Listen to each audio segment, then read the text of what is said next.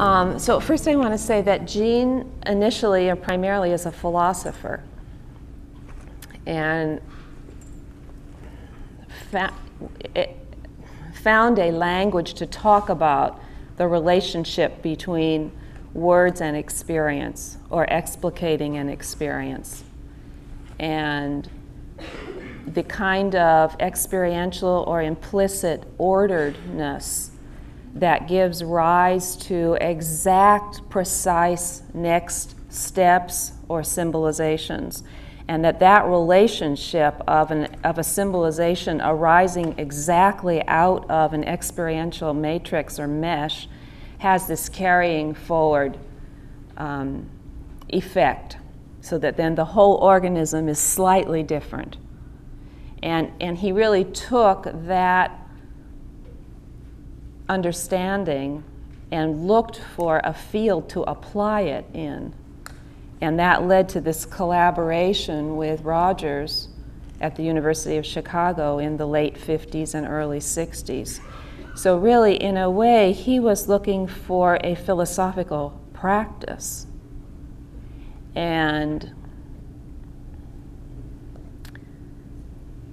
was able, through this understanding, to formulate what he called process variables in psychotherapy rather than content variables.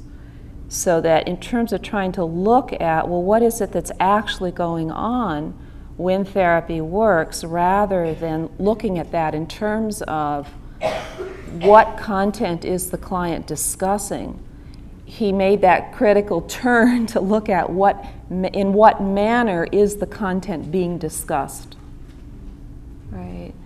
And that led to this development of a whole research instrument, the experiencing scale, which attempted to actually take verbatim transcripts from therapy sessions and look at the manner of process that was going on in the therapy.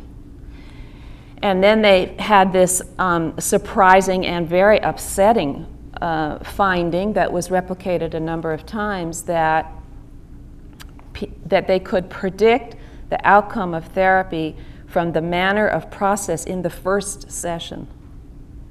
So that the clients who came into therapy already having access to this level of process in themselves had a better outcome in therapy than people who came in not knowing how to do that. That finding actually was replicated more recently in a whole series of studies in Germany and various places, but that left this crucial problem, which was the assumption that if you provided the conditions for therapy, people would get better, what didn't necessarily hold true. That people who came in not knowing how to access this level of process in themselves didn't necessarily learn it in a regular therapy situation. So it was, well, what to do about that, right?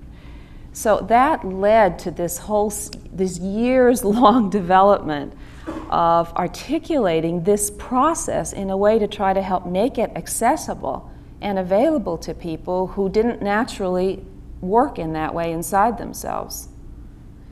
So the development of the little focusing book was an attempt to lay that process out in lay terms to help people find it.